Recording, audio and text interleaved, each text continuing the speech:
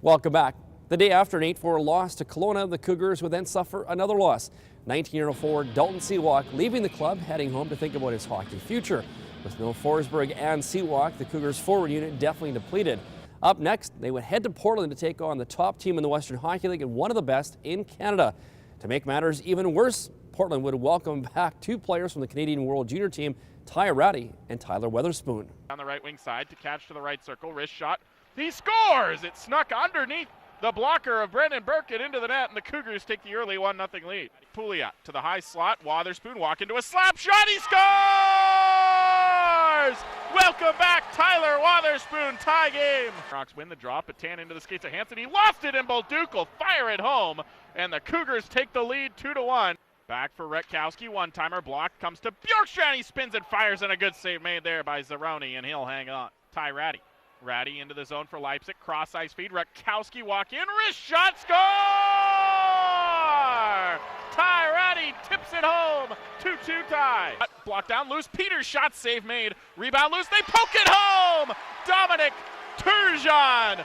Finally, third bite at the apple, slides it under Zeroni, and the Winterhawks have a 3-2 lead. 2-on-1 for Portland. Patan and Ratty. Patan to Ratty, right wing circle. Ratty toe drag move, cutting in, and a save made, rebound, and he stopped that one. Zeroni, what a save with the glove to rob Brendan Leipzig. Right point for Retkowski. Retkowski back to Wotherspoon, left point. Slap shot, score!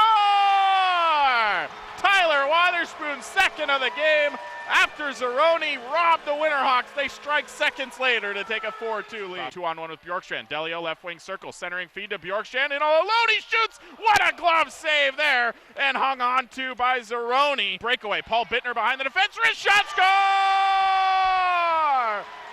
Ring another one up for Paul Bittner, 5-2 Hawks. Comes to Pachuro, fake a shot, now he takes it and he scores. Perfect shot by Pachuro, up and over the shoulder of Brendan Burke, who couldn't see it.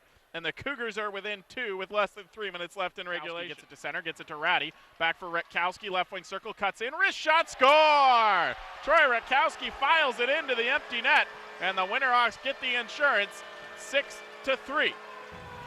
A great effort by the Cougars, who had 10 forwards dressed, but the Winterhawks just too powerful offensively. Zeroni outstanding in goal, but game 1 of the doubleheader in Portland goes to the Hawks. Game 2 would see Mac Engel in goal. He would be tested and tested often, stopping 46 of 48 shots. An outstanding effort by Engel. Again, unfortunately, though, he suffers the loss as the Cats are now on a 7-game losing streak. The Western Hockey League trading deadline has come and gone, and the Cougars did make a move.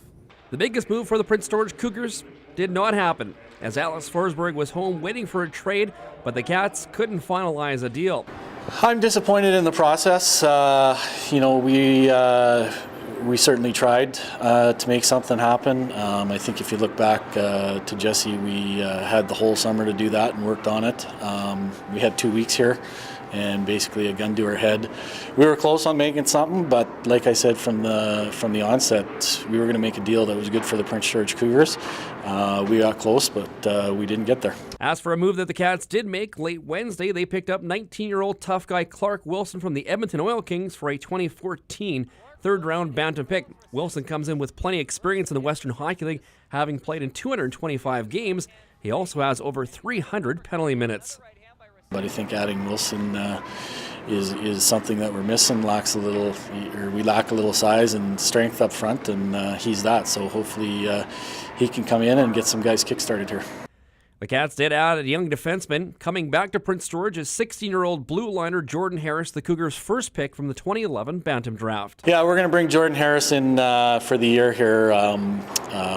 We have Joe Carvello, who's gone down long-term here, so we wanted to bring another younger guy in here and get him going here.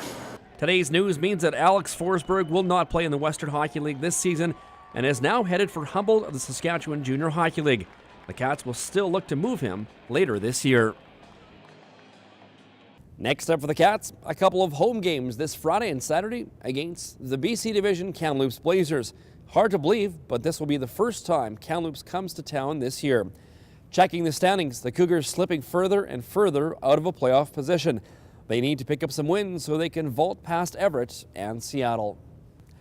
That wraps up another edition of Cougar View. But for all the latest Cougar news and Cougar View episodes, go to ckpg.com and look for the Cougar View icon. There you'll find the latest stats and Cougar View episodes. Coming up next week on another edition of Cougar View, all the highlights from the 2 home games against the Kamloops Blazers. Plus, we'll chat with 2 Prince George minor hockey products who happen to captain their teams now in the Western Hockey League. Dylan will look at the Kamloops Blazers and hometown boy Dan Gibb.